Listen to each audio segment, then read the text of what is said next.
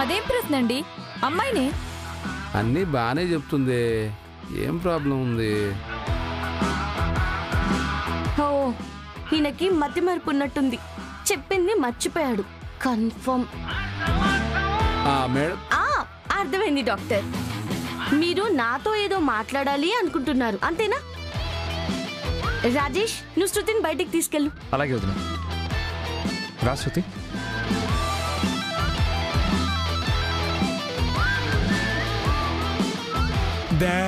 పిచ్చెక్కిస్తా. Madam బాగానే ఉంది కదండి, మతి స్థిమితం బాగాలేదంటారేంటి? డాక్టర్, మీకన్నీ ఫోన్లో చెప్పాను కదా, మీరు మర్చిపోయారు. కనిపెట్టేశారా? సరే, ఇప్పుడైనా కాస్త గుర్తుపెట్టుకోండి.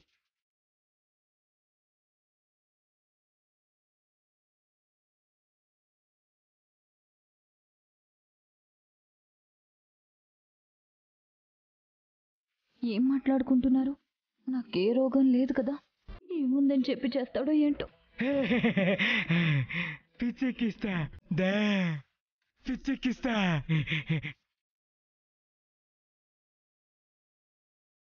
ఓహో, ఇదే మేడం, ఇప్పుడు అంతా గుర్తొచ్చింది.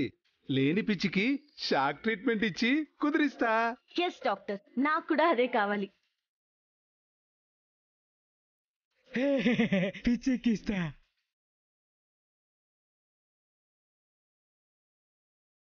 పద పద. రా.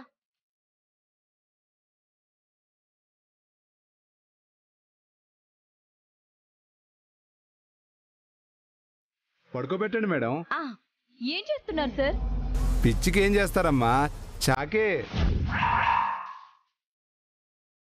కరెక్ట్ షోక. నాకు నీ మానసిక రోగం నయం అవ్వాలి అంటే ఈ ట్రీట్మెంటే కరెక్ట్ శృతి. రాజేష్, పడుకో పడుకో శృతి, పడుకో. నాకే పిచ్చి లేదు, నాకు షాక్ ట్రీట్మెంట్ ఇవ్వద్దు ప్లీజ్, వద్దు ప్లీజ్. ప్రతి పిచ్చి పేషెంట్ ఇదే కదా చెప్తారు. ఇలాంటి పిచ్చి మాటలు నేను ఎన్ని వినలేదు. నర్స్, పవనాంజీ. వద్దు ప్లీజ్ సార్, ప్లీజ్ వద్దు.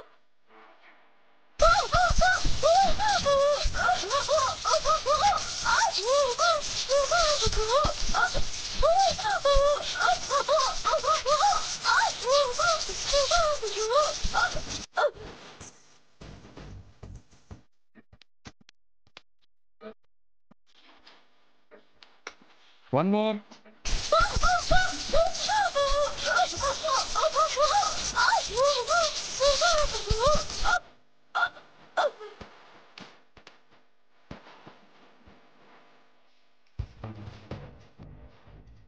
One more.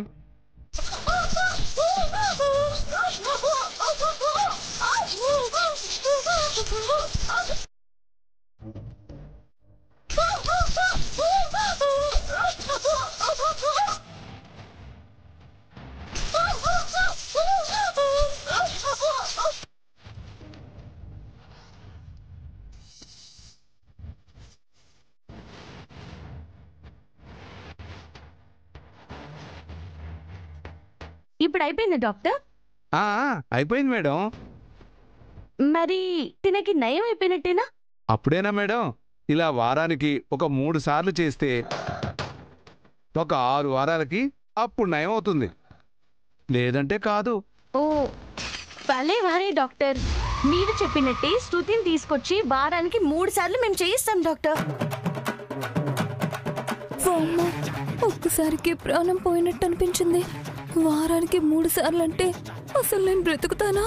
శృతి, నువ్వు అస్సలేం టెన్షన్ పడకు, నీకు తొందరలోనే నయం చేయించే బాధ్యత నాది. ఏం చేస్తావు?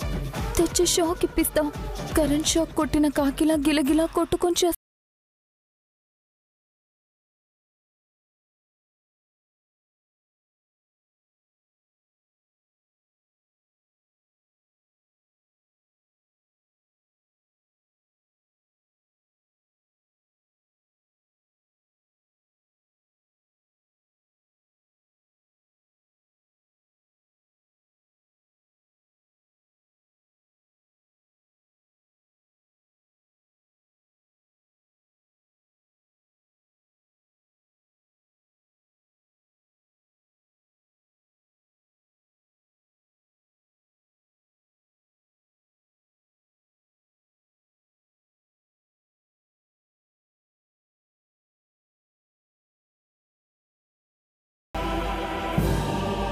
రండి.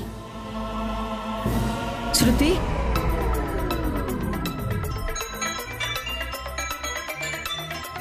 ఒక నిమిషం. ఏంటి శృతి, ఏమైంది ఇలా ఉన్నావు? ఏం చెప్పమంటావు అత్తయ్య? ఆ అక్షర షాకులిప్పించింది. షాక్లేంటి? హాస్పిటల్కి కదా తీసుకెళ్ళింది. ఆ పిచ్చాస్పత్రికి. వాట్? పిచ్చాస్పత్రికా? అవును, నాకక్కడంతా కరెంట్ షాక్ పెట్టేశారత్తయ్య. గిలగిలా కొట్టుకునేలా తెలుసా. తట్టుకోలేకపోయాను. ఇక నా వల్ల కాదత్తయ్య. ఇదిగో ఈ తాళి మాత్రం నాకు వద్దత్తయ్య, ప్లీజ్ తీసేస్తాను. ఏం మాట్లాడుతున్నావు? దీనికే బెదిరిపోతే ఎలానే?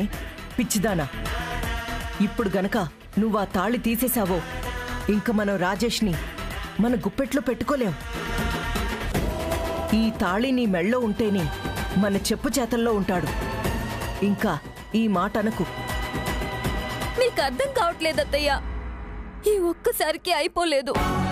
వారానికి 3 సార్లు కరెంట్ షాక్ పెడతారంట. నేనిక బతుకుతానా అత్తయ్య? చచ్చిపోతానత్తయ్య. ఇదంతా తెలియక ఈ తాళి మెళ్ళో వేసుకున్నాను. ఏయ్, మెల్లగా మాట్లాడు, రాజేష్ వింటాడు. నా బాధ మీకు తెలియట్లేదు. ఇదిగో ఈ తాళి వల్లే ఇదంతా. వస్తున్నాడు, కామ్గా ఉండు. కనకం గారు, తను చెప్పిందా? ఏంటి? తనకి షార్ట్ ట్రీట్మెంట్ ఇచ్చాం. అలాగే వారానికి 3 సార్లు చొప్పున 6 వారాల పాటు డాక్టర్ షాక్ ట్రీట్మెంట్ ఇవ్వాలి అన్నారు. ఓ, అప్పుడు నయమైపోతుందా బాబు? అన్నారు మరి, చూడాలి. వస్తాను. అలాగే. విన్నావు కదా, అన్ని షాక్ ట్రీట్మెంట్లంటే చచ్చూరుకుంటానత్తయ్య. శృతి, భయపడి చావకు. ముందు నేను చెప్పేది విను. ఎట్టి పరిస్థితుల్లోనూ నువ్వు ఆ తాళి తీయకు. అంటే నన్ను చచ్చిపోమంటారా? ఎందుకు చస్తావే? ఎందుకు చస్తావు చెప్పు. ఈలోపు ఎలక్షన్స్ లేవా? గెలిచేది నేనేగా. అప్పుడు మీ జీవితాలే మారిపోతాయి. అది నా ప్లాన్. కొంచెం ఓపిక పట్టు, అంతేకాని అక్షర ఏదో షాకులు పెట్టిస్తుందని భయపడి లొంగిపోకు. అర్థమైందా? ఓం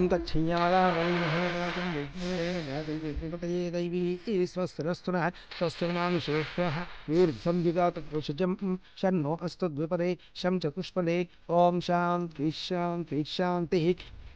అయ్యా, భక్తులందరూ వచ్చేసినట్టేనా? వచ్చేసినట్టే పూజారి గారు.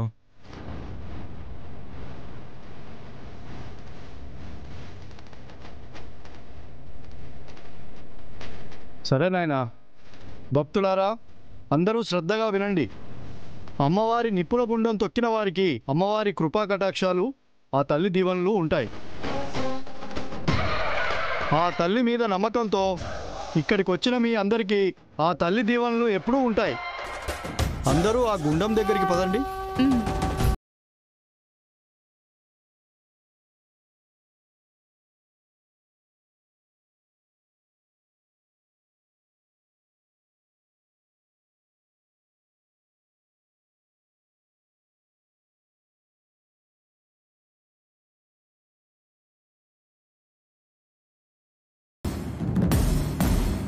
ఓ, నిప్పుల గుండం తొక్కుతున్నారా?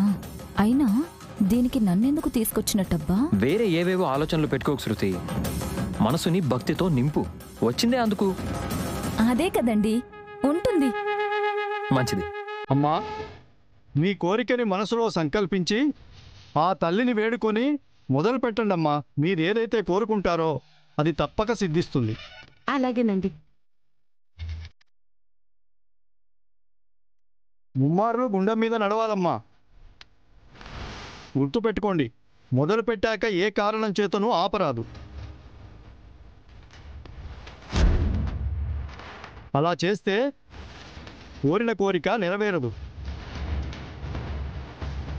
అలాగేనండి.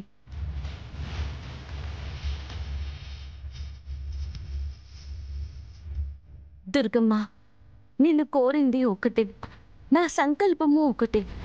చెడుని అంతమొందించు, మంచికి విజయాన్ని అందించు. నచ్చలేని మనిషి అయిన మా అత్తయ్య గారు అలాగే విడుదలై బయటికి రావాలి. దుర్మార్గంగా వెళ్తున్న వాళ్ళ కుటిల బుద్ధి నీ సన్నిధిలోనే తేట తెల్లం కావాలి. వాళ్ళకి బుద్ధి రావాలి. జై భవానీ.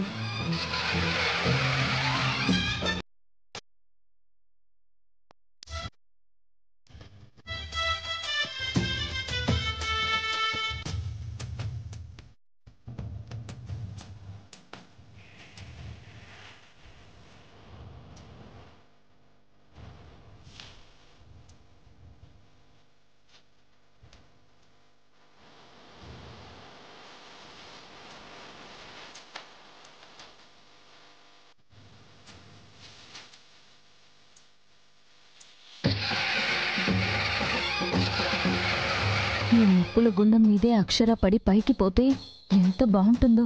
ఈ రాజేష్ నన్ను తెచ్చినందుకు, నేనొచ్చినందుకు నా కళ్ళకు వీణుల విందుగా, కనుల పండగగా ఉంటుంది. పడిపోవే అక్షర.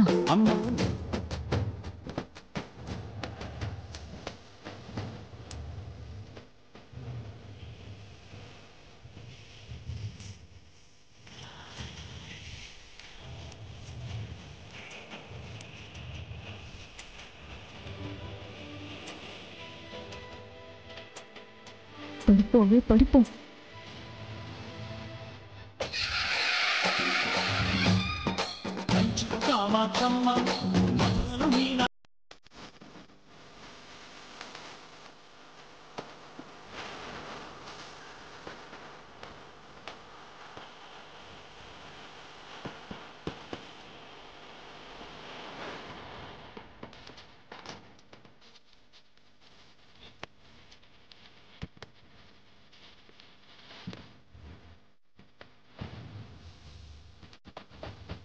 నా సంకల్పాన్ని నెరవేర్చి తీర్చు తల్లి. పడింది. ముందే తెలుసుంటే ముందే వచ్చి ఏ తీర్థంలోనూ మొత్తం మందు కలిపేదాన్ని. అప్పుడు అది పడిచి వచ్చేది.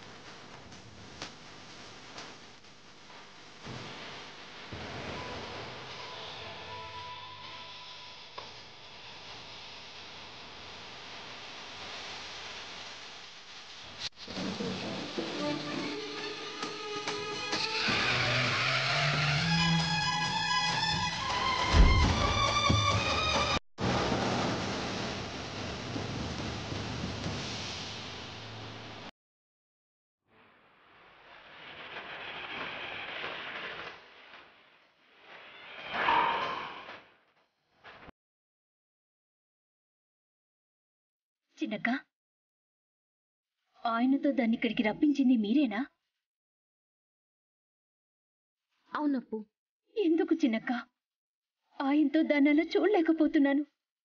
అప్పు, ఈ బాధ ఇకపై నీకు ఉండకూడదనే ఇలా చేశాం. ఇదే ఆఖరి కావాలప్పు. ఇప్పుడు శృతిని రప్పించిన అసలు కథ స్టార్ట్ అవుతుంది.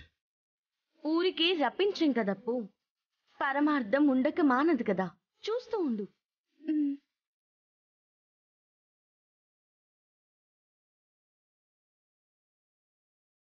జై భవానీ, జై భవానీ, జై భవానీ, జై భవానీ.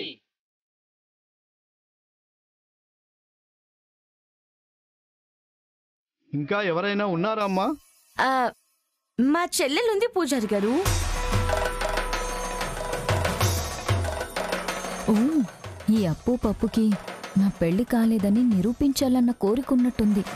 నీ కాళ్ళు బొబ్బలెక్కాలే తప్ప అది ఈ జన్మకు తీరదే. వెళ్ళి తొక్కు. నీ చిన్నక్క చేతే వెన్నపూస రాయించుకుందు గాని, పడితే ఆస్పత్రికి పోదు గాని. చూస్తావే చెల్లమ్మా.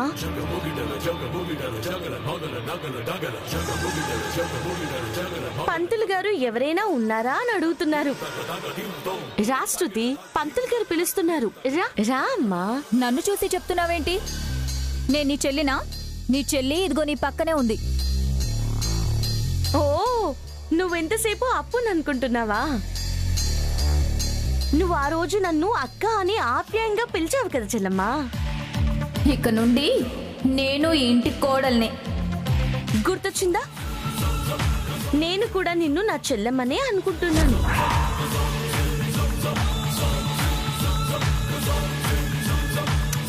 ఇదే మరి, పిలువు అంటావు, పిలిస్తే ఇలా బిగ తీసుకుని పోతావు. రా చెల్లమ్మా. లేదు, నేను అప్పునే అనుకున్నా. దీనికేం కోరికలున్నాయి? నీ మానసిక స్థితి బాగయ్యి రాజేష్తో నీ కాపురం కలకాలం చల్లగా ఉండాలన్న కోరికున్నది నీకే కదా.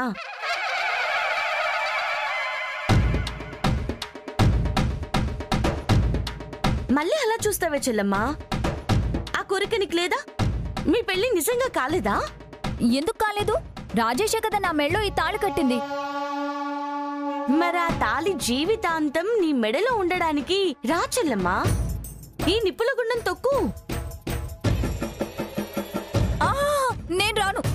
నేను అస్సలు తొక్కను. నేను మాత్రం అస్సలు అనుకోలేదు. నేను అనుకున్నాను శృతి.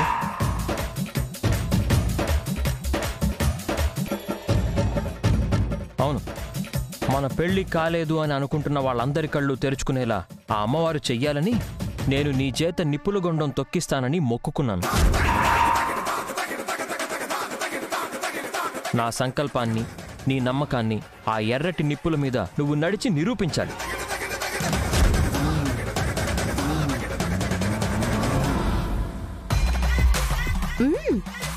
అమ్మో, వీళ్ళేంటి నేను అందులో పడి చావడానికే పిలుస్తున్నట్టుంది. రామ్మా, నీ భర్త కోరిన సంకల్పాన్ని నువ్వు నడిచి తీర్చు. నాకిలాంటి అలవాటు లేవు. నేను తొక్కను పూజారి గారు. అయితే మీ పెళ్ళైందన్నది అబద్ధమనే మేమందరం అనుకుంటాం రాజేష్. శృతి, ఆ మాట నిజం కాదని నిరూపించు. నిజాన్ని దుర్గమ్మే కాపాడుతుంది. నీకేం కాదు, నువ్వు నడు. రాజేష్, రాజేష్, అది నిజం కాదు కదరా నాయనా. అందులోనే బూడిద చేసి పారేస్తే నా గతేంటి? నిరూపించు శృతి చెల్లమ్మా. నువ్వు నడవగలిగావు అంటే నేను నమ్మేస్తాను. నా సొంత చెల్లెల కంటే నిన్నే ఎక్కువగా చూసుకుంటాను. ఒక్కసారి నడిచి నిరూపించేసే. మీరన్నిసార్లు నిరూపించని చెప్పక్కర్లేదు. మేము వచ్చిందే అందుకు. ఇదని నాకెప్పుడు చెప్పావురా?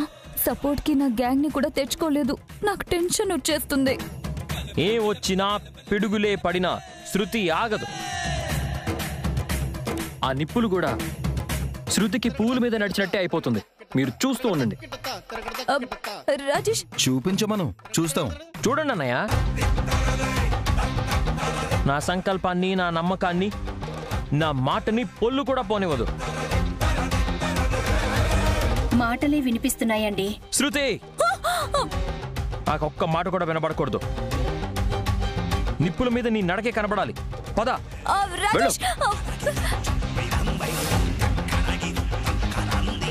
వెళ్ళు శృతి. అటు నుంచి ఇటు వచ్చి, ఇటు నుంచి అటు వెళ్ళి, అటు నుంచి ఇటు రా. అన్నిసార్లు అసలు నేను వెళ్ళగలరా? నేను ఫినిష్ అయిపోతాను రా బాబోయ్. వెళ్ళు. జై భవాని, జై భవాని, జై భవాని, జై భవాని, జై భవాని, జై భవాని, జై భవాని, జై భవాని.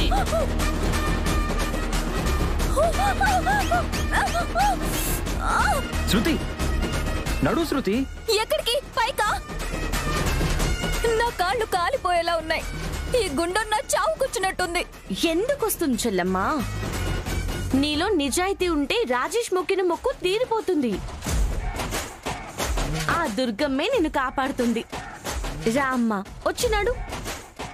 మళ్ళీ కాలు పెడుతుందంటే నాకు డౌటే. శృతి, అటు మాటలు వినబడకూడదన్నానా?